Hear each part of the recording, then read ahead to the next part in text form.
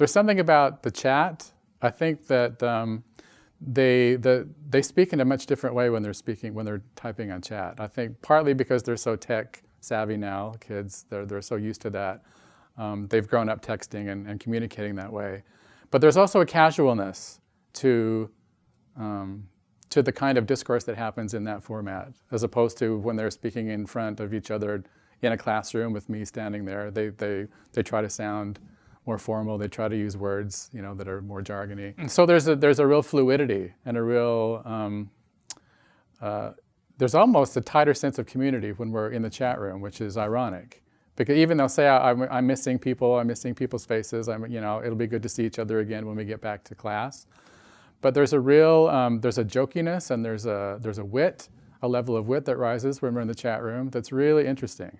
Another way that we build community with the online work is through, for example, organizing reading groups online. So ever since I've been using, Blackboard and then now Canvas, I've had them do the course readings in small reading groups.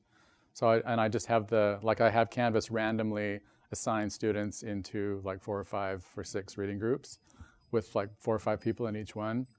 And I ask them to read the reading, and then I give them a few prompts to respond to, but everybody in their reading group sees each other's responses. And the idea, again, is that you shouldn't expect to understand something you've just read yourself for the first time.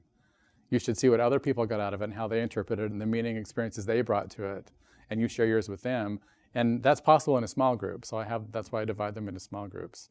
And then when they come back to class, they've at least had that interaction first, and then we all interact about the reading together.